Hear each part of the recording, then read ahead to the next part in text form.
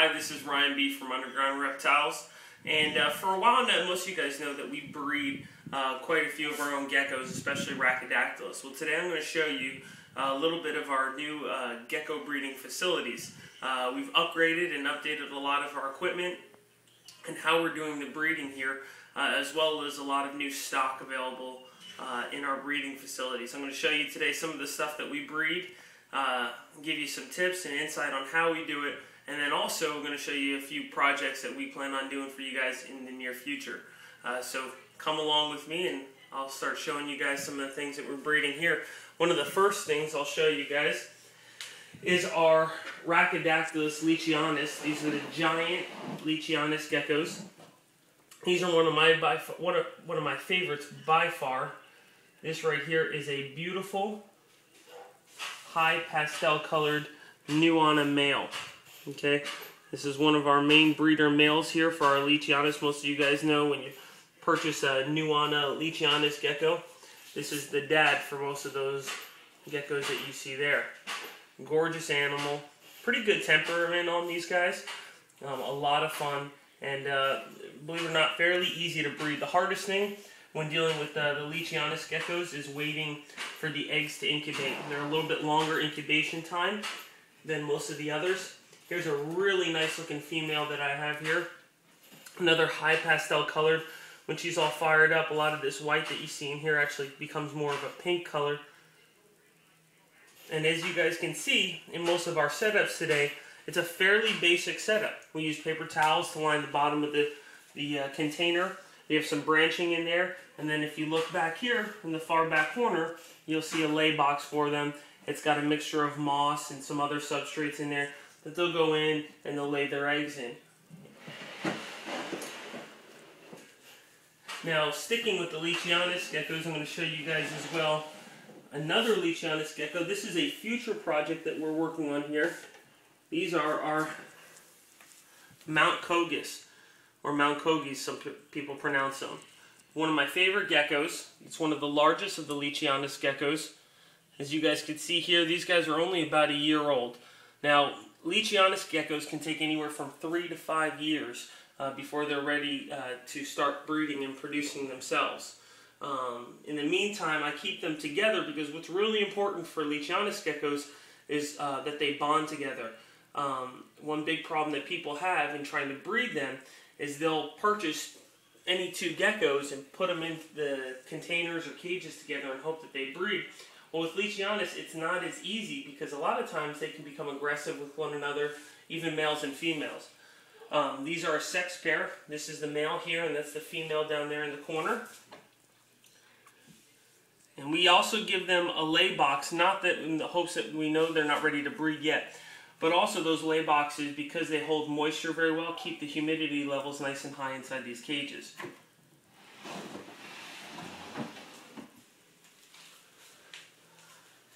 Now here's another future project that we're working on.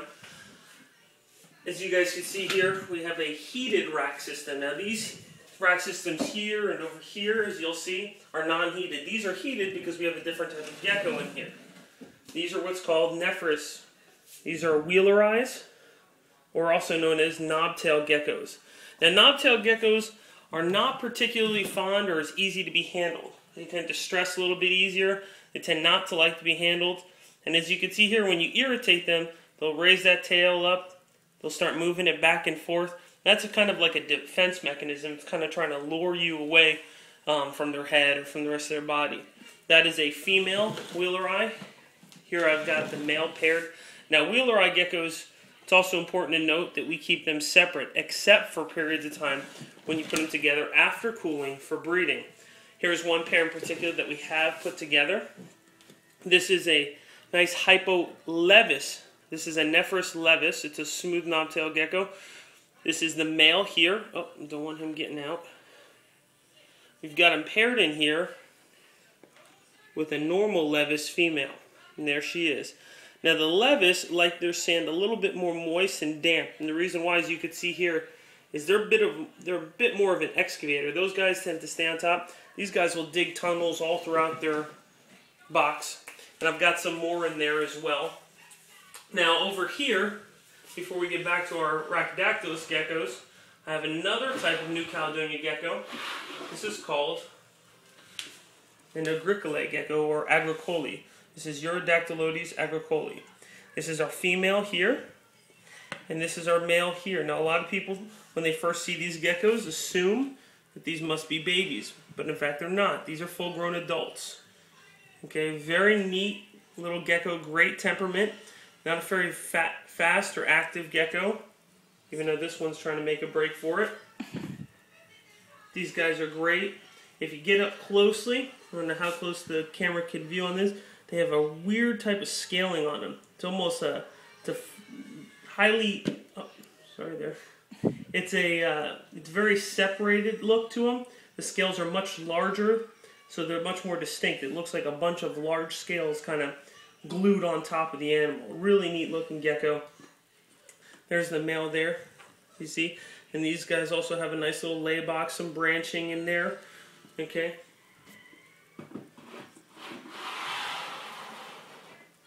Now here we also keep in this smaller rack system some of our babies or some of our holdbacks, things that we're looking to develop for future projects as well. If you look closely here, I have a nice little gargoyle gecko that recently hatched here. It's a nice little striped gargoyle. We're going to hold him back just because I really like the look of him. I thought he would be a great addition to a future breeding project we got here. Nice little striped gargoyle. Then over here, down below, the rest of these are all crested geckos that we're holding back. Now sometimes we'll hold back a gecko because it might have lost its tail. Sometimes babies, like adults, crested geckos can lose their tails. And for us as breeders, it's just a lot easier. Rather than selling it at a discounted price, I could hold it back and I can breed it, and it's perfectly healthy and good for breeding. Even though he doesn't have its tail, it might be less appealing for retail. Over here though, I've got some, don't want that guy getting away, I've got some other crested geckos that we just like the looks of. Thought that they would go well with future projects. Maybe has some partial pinstriping, some high colors, as you can see here. Here's one that I really like here. It's a nice dark pinstripe. If you guys notice, oh, he's getting away. You see that dark black and gray lining that goes all the way down his back there. Gorgeous animal.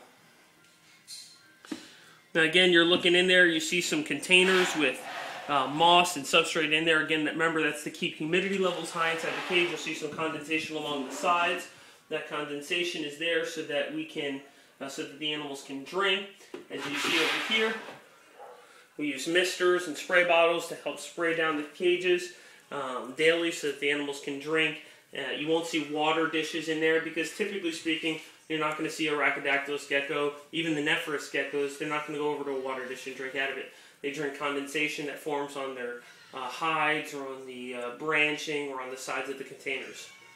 Now over here, we have our larger breeding tubs. Now these tubs are mainly for some of our large breeders and are put together in trios. If you look closely here, we've got some nice pinstripes and partial pinstripe crested geckos that we're keeping for breeding purposes. This is a really nice pinstripe male, as you can see here. And then in it, he's got two females. One female is kind of hiding under this branching right here. There she is. And the other female you can see right there. Now again, we keep them in trios. Some people like keeping them in pairs for the purposes of knowing exactly which female and which male bred together so that they can, try to line breed, or they're trying to produce certain traits. We're also trying to line breed and produce certain traits. However, for breeding purposes, it's a lot easier to keep a male with two females because you'll produce more. And so you still have an idea of what you're going to get out of this group, let's say, but at the same time I have the opportunity to produce a lot more geckos. And there's their laying box. Got many tubs full of crested geckos all the way down. Another project I'll show you guys here. Came out to say hello right away. This is a bamboo rat snake. Now this particular snake really piqued my interest for two reasons. One, Very, very easy snake to maintain. As you can see here, these snakes particularly like it moist and wet. We keep them on a damp sphagnum moss. Little water dish hide for them. This is a pair. The other thing that really piqued my interest on these guys is they stay particularly small. These guys will max out at maybe 2 foot in length, 2 to 3 foot in length. Okay, this is an Asian rat snake. They also call them Thai bamboo rat snake sometimes, and gorgeous, gorgeous animal. High orange, nice black striping. Here you have one that I like that I picked out. This was one with a vanishing black stripe, as you can see here, starting to disappear. Now they could be a little fidgety at times. Handling them with care is very important. They're also great feeders, and best of all, they like it cool, which is ideal for this area that we keep them in, which stays particularly cool. Over here we have more crested geckos, more crested geckos. If we come over here, we start to get into our auriculatus geckos or our gargoyle geckos. This big girl's in shed, it looks like right now. That's why she's kind of faded out. These are some red gargoyles that we've kept. Well, actually, that's the male that's in shed. This is the female right here. Very, very nice high red coloration. Male as well, when he's not in shed, you can really see some nice red striping coming out on him. Again, same basic setup as the crested geckos. I've got more gargoyles here. You'll see some different patterned ones. Another striped gargoyle. This is one of my high yellow or high gold striped gargoyles. Really nice looking male we got here.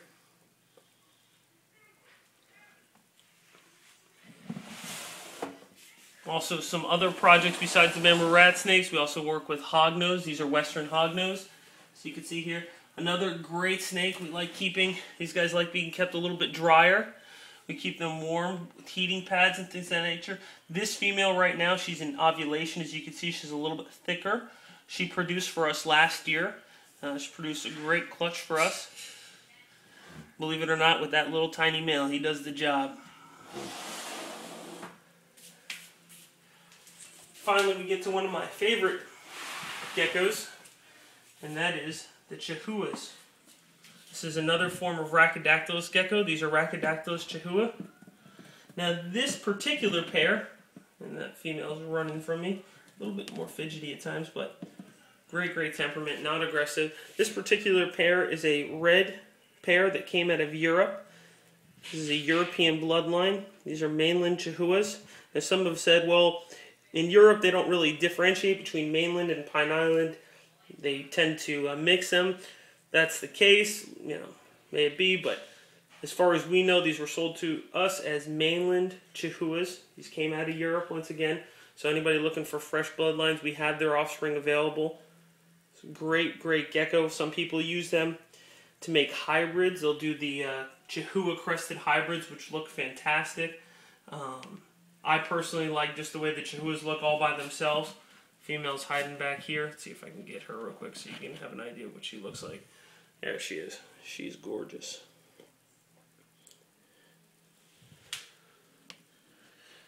And again, the beautiful thing about keeping a lot of these Rhacodactylus geckos is it's very, very similar, their setups.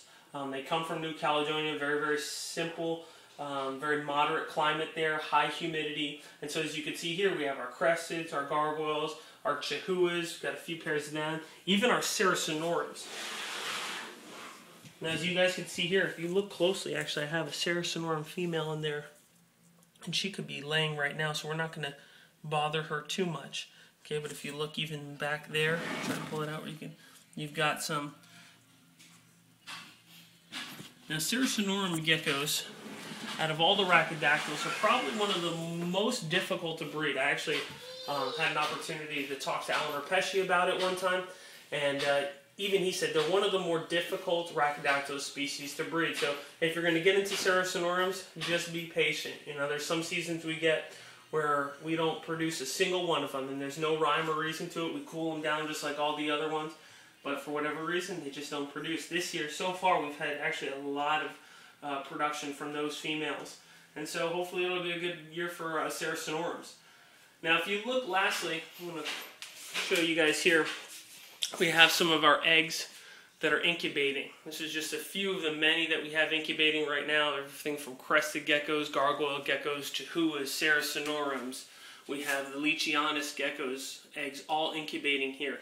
We keep them on the Super Hatch, which was a product made by Reptiles. It's a great product. We love using it. We put them in deli containers. What I tend to do is I close off all the holes inside the deli containers. We'll use like a punch deli. Close off all the holes except for two, one on each side, and that's just for minimal ventilation. Try to keep the humidity levels high in there. The only thing you don't want, and you always want to avoid when incubating eggs, is a high amount of condensation that builds up on the top or on the sides, because you don't want that continuously dripping and falling on the eggs. It can cause mold. Now, one mistake that I will say breeders make oftentimes is that they will take those eggs if they start to turn yellow or if they start to discolor and throw them away right away. And I caution, because there have been plenty of times where we've had eggs that turn yellow or look not as white or as pristine as some of the other ones that wind up hatching into a beautiful, healthy baby. So be careful. Unless the egg starts to shrivel in and mold or anything of that nature really, really bad where there's no question that it's dead, be careful not to throw your eggs away, because you could be making a mistake. And lastly, here you see one of the methods we use for feeding our geckos here. Closely, we breed our own roaches. This is a starter colony that we've been working with.